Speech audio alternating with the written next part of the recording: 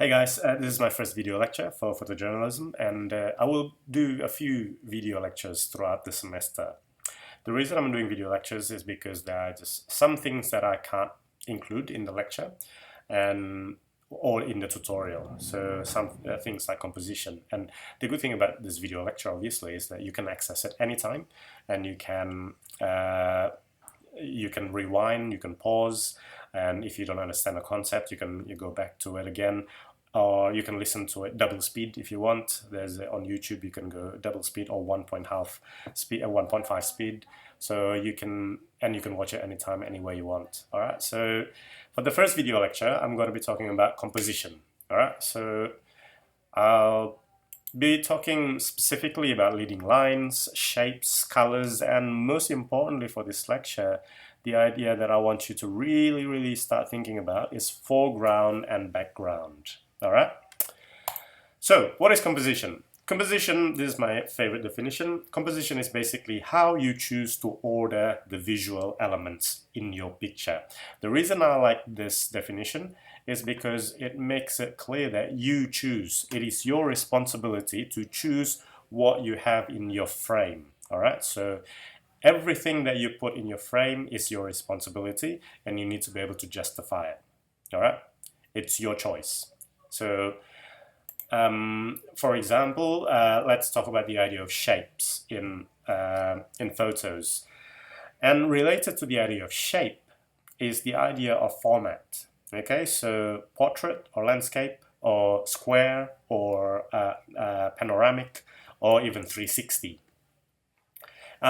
So with portraits, usually people's eyes, and the idea here is you need to create visual elements in your photos that will help your viewers' eyes. You need to guide your viewers' eyes. When they look at the photo, you need to help them. You have to make it easy for them, all right? Or you can make it complex, but exciting to explore, all right? So if you're using the portrait format, which is, like that, portrait, or landscape, like that, side to side. So if you use the format of portrait, then you have to understand that you need to use elements of design that goes up and down, because people like to explore portrait photos up and down. With landscape, people's eyes travel side to side. This sounds very simple, and I'll give you examples. But if you understand this, it will help you to create better photos. And if you get one thing out of this video lecture, is the idea of foreground and background, and how the background and foreground, they have to have connections and they have to support each other. All right, and sometimes you have mid-ground as well.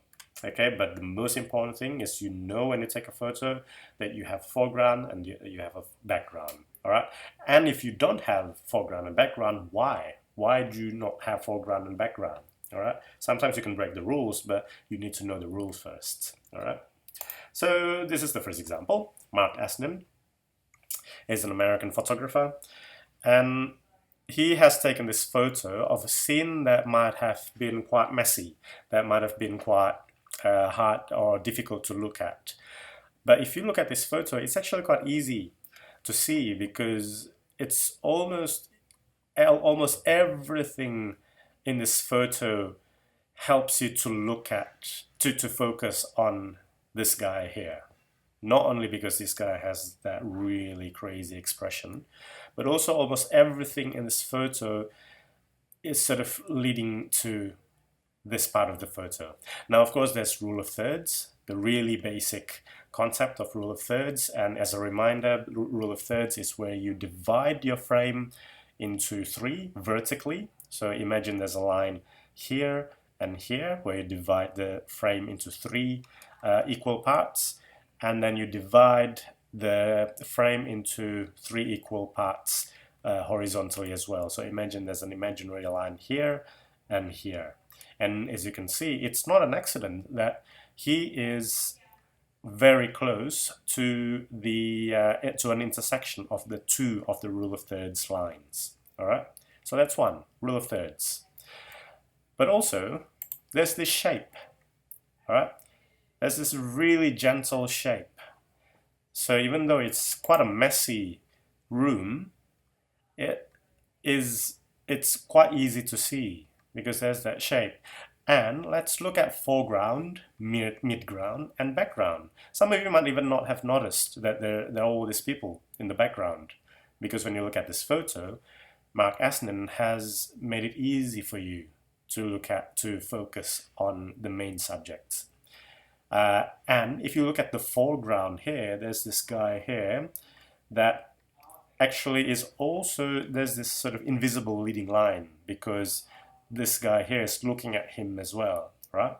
So even you feel like you're sitting behind this guy's looking at him, yeah? So there's the foreground, there's the midground, there's the background. And what's fun about this photo is that after you look at this photo, you are guided to see this guy here, to focus on this guy. But then after that, you explore the other faces and, like, what's this guy doing? And, there's this, is that a boy there? And so, first of all, you need to guide your viewer's eyes to the main subject, and then you let them explore the photo, all right? So that's landscape format. So the shape is sort of side to side. All right, so you're creating this sort of really nice, gentle shape that goes from side to side. Portrait photo. This is quite a famous photo by Ansel Adams. And as you can see, the elements of design here is up and down like that. All right.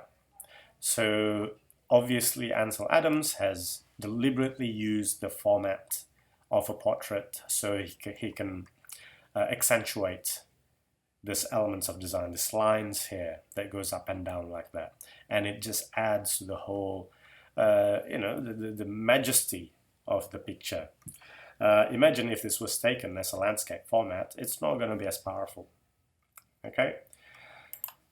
This is another example of a photographer who knows how to use the portrait format and use the elements of, because he was probably waiting for Miles Davis, jazz player Miles Davis, to do this, and maybe he knew Miles Davis was going to do that, so he was ready and his camera was pointed at him, and as soon as Miles Davis did that, bang, portrait photo. The elements of design here, it's, if you think about your elements of design, even the humans in your photo, as almost like geometric shapes, then you can sort of see that this is quite a sort of an interesting composition here that goes, up and down like here, like this. All right. This is another portrait, quite a famous portrait of another famous person, Muhammad Ali, the boxer. What's interesting about this is the idea of foreground, midground, and background, right? So even though this is a portrait, his face is actually the background, and it's actually out of focus. And what you can really see, really sharp, is that is in the foreground, is the fist. All right, you can just have a think about this photo, and I really encourage you. So I always put the names of the photographers. So if you like this photo, look him up. Look Mark Asnin up and see his other photos. Ansel Adams, Guy Leclerc, and just look at. And find out in your own time all these photographers, because there are many, many amazing photographers out there. All right, so with this one, there's this idea of using an interesting composition where instead of using the face as the foreground element, Thomas Hoepker actually uses the fists. And you can have a think why this is such a successful photo of Muhammad Ali, the boxer. Speaking of boxers, this is a series of photos of female boxers. And you can see here as well the elements of, there's the foreground, and the background is very minimalistic, because what we see here is just the intensity of her face. But also there's these elements of design, the color, the orange against the really soft blue background. All right. And with this one as well, it's a really interesting, it's a little bit different from this one. In this one, there's a bit of this feeling of, there's a bit of looks like she's about to move. With this one, she's right in the middle, and she's quite centered, literally centered, and even the hands. And sometimes it's really interesting when you take photos of people, if you let them be relaxed, you can see it in the way they hold their hands or their arms. If they're not relaxed, their arms just look so stiff. But if you are, as a photographer, if you're really good with them, you make them feel relaxed, then they look relaxed as well, and they probably put their arms quite relaxed, and it looks good. Now this is a different type of portrait. This is what's called environmental portrait, and I'll talk a little bit more about environmental portrait in the face-to-face lecture. But I just want you to, again, look at the shapes, look at the way all the lines are helping to tell a story about this guy here, Alfred Krupp, who is, what do you call them, industrialists. So it's a really interesting photo of him by Arnold Newman, and we'll talk a little bit more about Arnold Newman. But yeah, just think about the elements of foreground and background here, and how the background tells the story of Arnold Newman, and the foreground as well. I mean, look at that face. Another environmental portrait by Arnold Newman. This is Frank Stella, the artist, and you can see some elements of design here as well. The color, which is sort of his trademark, but also that all the lines are leading up to his face. All right. And if you're taking a photo, panoramic photo, then think about shapes as well. And I just want to introduce you just shortly to James Nachtwey, who is a photographer that you need to know about. He's a photojournalist. Go to his website and look at his photos, find out about his stories. And because I want to talk about shapes still, but I want to talk about human beings as shapes in your photos. Many photographers would look at the human figure as shapes, and this is the first example of James Nachtwey's photo, where obviously he used the shape of a human being as an element of design in his photo and makes it really look dramatic. So he's a prisoner in Alabama in 1994. I'm not going to talk too much about the photos, because I think you can have a look, and you have to think about why I chose this photo as an example of using the human figures as a design element in your photo. And look at this one as well. This one is a really interesting one, because he deliberately cut this person here.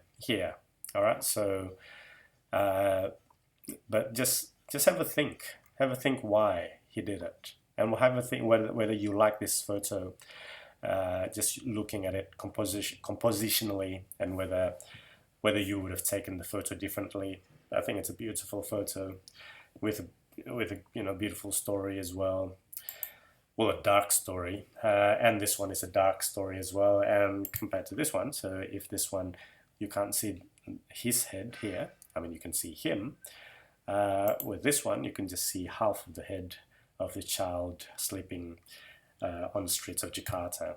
So have a think whether you like this photo, whether you would have taken it differently, or why do you think James took the photo this way? Yeah, so obviously he deliberately took the photo this way, and so just have a think whether you think this is a successful photo or not. Why do you like it? Why don't you like it? All right. And another one is quite a famous one. And again, foreground, background. And often I feel really it's hard to talk about elements of design when it comes to photojournalism, because you are dealing with really dark stories. But if you have the foundations right, if you have compositional foundations right, then when you go, you can focus on the story, and you can take just amazing photos like this one here, which compositionally helps to tell the story. All right? And just think what stories or what story James Nachtwey is trying to tell here.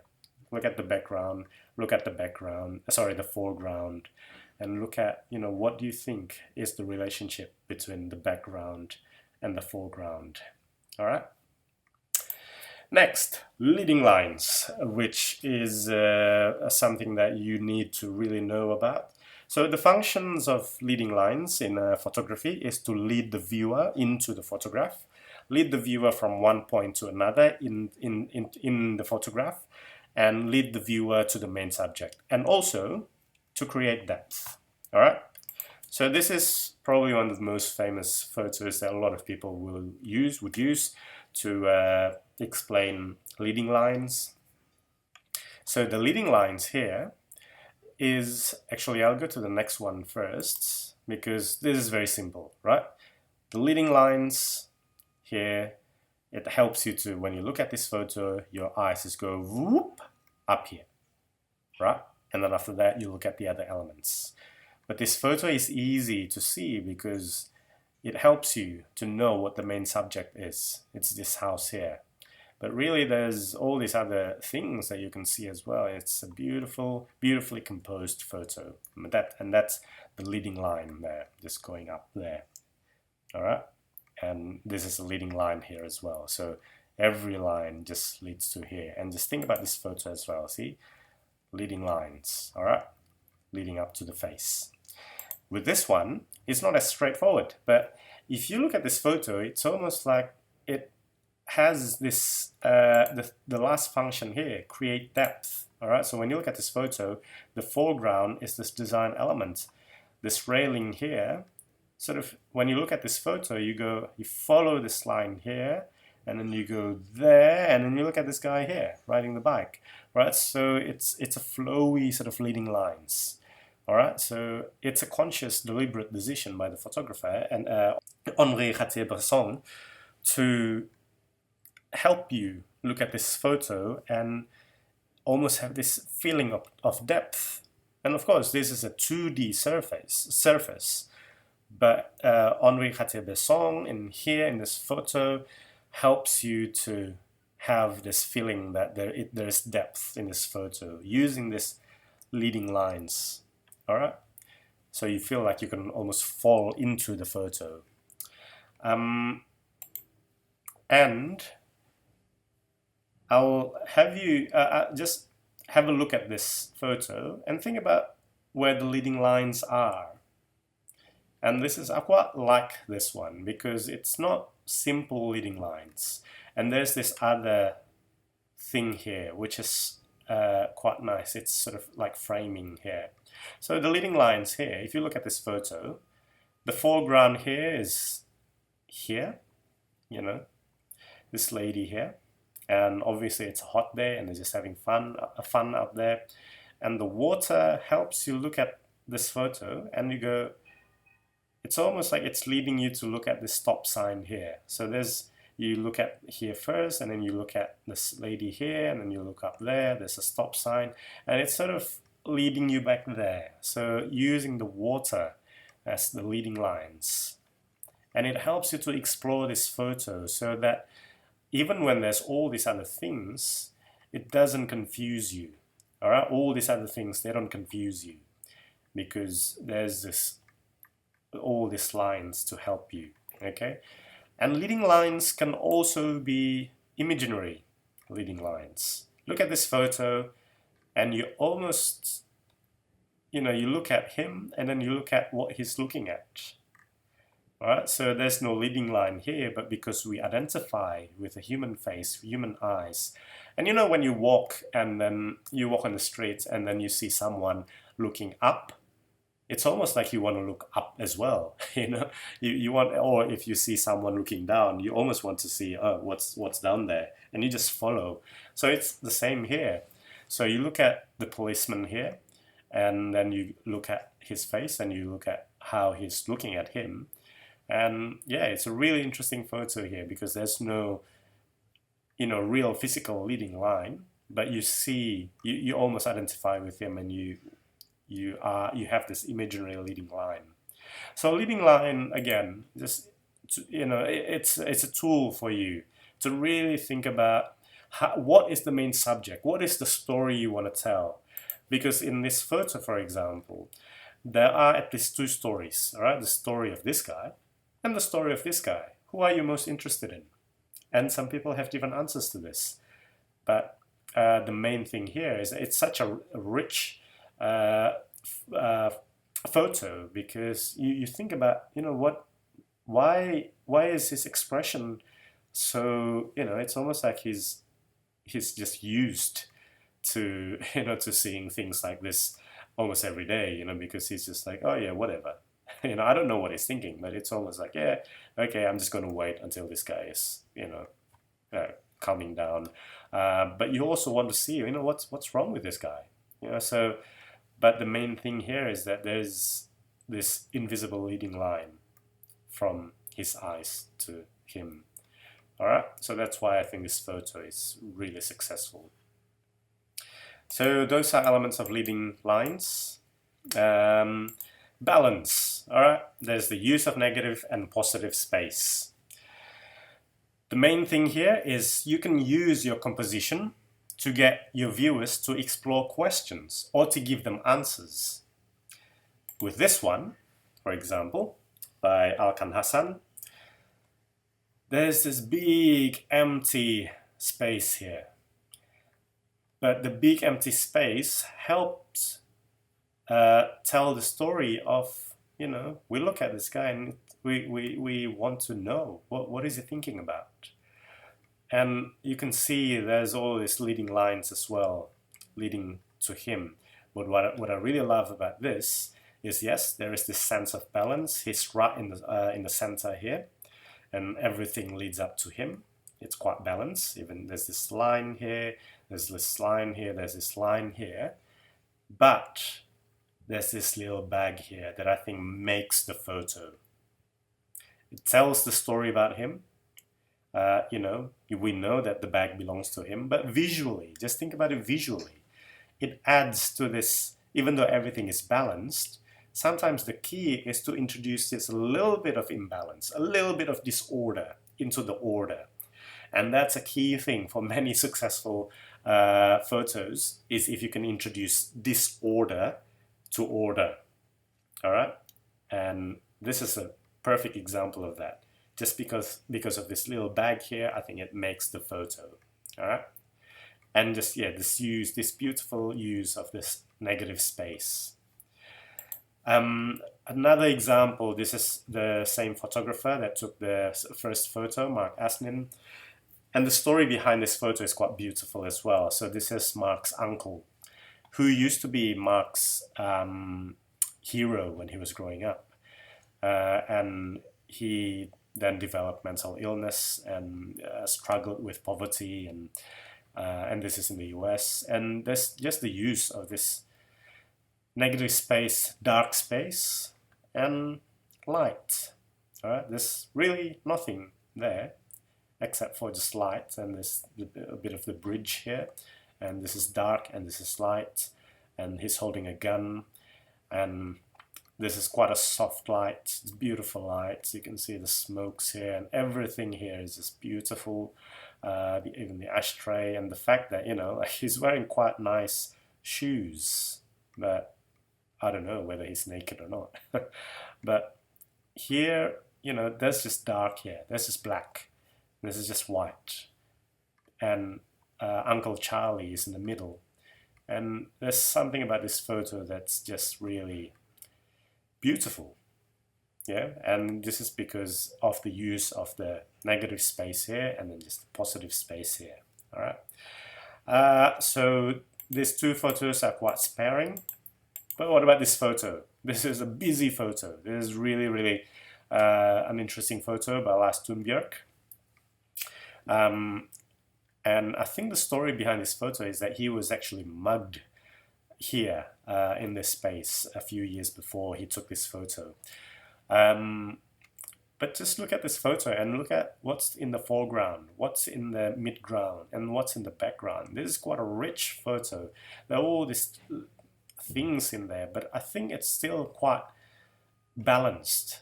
Almost everything is balanced, but in a strange kind of way. But it's a really rich photo, especially because of all these blocks of colors. You know, there's the yellow here, yellow here, yellow here, and you know, there's the red and red there, or this yellow here as well. So almost the yellow sort of brings everything together, but also there's this elements of design. There's this line. It's a really rich, textured photo compared to this one, for example, where there's also, you know, with this one, almost everything is in focus. With this one, it's only him that's in focus. All right. So and you can start to think about, you know, which one do you prefer? Do you like to have negative space, or do you like to really fill everything in your photo with all these elements? All right. Some of you might know where this was taken. Trent Park is an Australian photographer. This was taken in Adelaide, and again, compared to this one and this one, this is, you know, there are all these elements in there, which, you know, it's a busy photo, but it's still quite a really nicely balanced photo. All right, so just think about which one you prefer. Do you like to have negative space, or do you like to fill everything in your frame? But if you like to fill everything in your frame, as I know Lars did, he was able to justify everything. He was telling a story deliberately. And look him up. Look at this photo up if you're interested. Next element of design I want to talk about is colors. And I love this photo by Alex Soth. One of the reasons why I love this photo is because there's a story here, right? So if you're from the US, then you know they're convicts, and there's this big religious symbol here, and there's lots and lots of negative space. And so even though, you know, the photo is not really focused on any of this guys here, but there's a really nicely balanced feel about this photo, and you can sort of see that it's a deliberate decision to use this religious symbol behind these guys. And just read the caption, and there's just something really beautiful about it, about, you know, that these guys are convicts, but one of them, Keith, with this guy here, he wants to someday own and operate his own pilot school. So it's about hope. This photo is about hope, and that's probably why there's this big religious symbol there, and there's also the American flag. All right, symbol of freedom. And I like to contrast this photo with this photo because this is about religion as well. All right, Hiromi Kubota. I think this was in Myanmar. I might have to look this up again. But, you know, and what's really interesting here is, of course, the orange that they wear is almost exactly the same as the orange that the monks are wearing in this photo. And as you can see from the contact sheet that I will give to you in class, Hiromi Kubota actually went to this place more than once to just get that color right. Just that beautiful golden on this huge rock there. All right. So, but again, think about the elements of design here, the foreground and the background. And I think this is just a really nice photo. And again, sometimes you have to understand color, you have to understand light in terms of photography. All right. So to get this beautiful golden color, you just have to know when to go. And so Hiromi Kubota actually went to this place and tried to, you know, he did his research before he went, because he knew what time exactly the monks were going to be there and what time exactly he was going to get that beautiful, beautiful golden color on this huge boulder. All right, so that's color. So we've spoken about leading lines and those elements of leading lines. We talked about balance, using negative and positive space.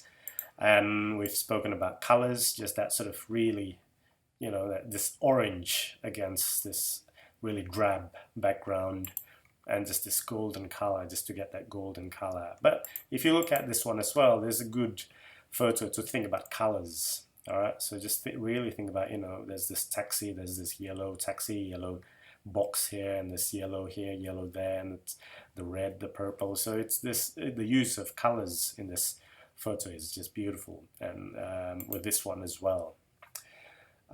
So almost every photo you can sort of see the different elements of design, right? So you can start to see shapes, you can start to see leading lines, you can start to see human figures, that you can use the human figure as shapes. All right. And now I just want to give you a bit of a tip that you will apply in this Wix tutorial, and this is what I call the photo yoga. All right.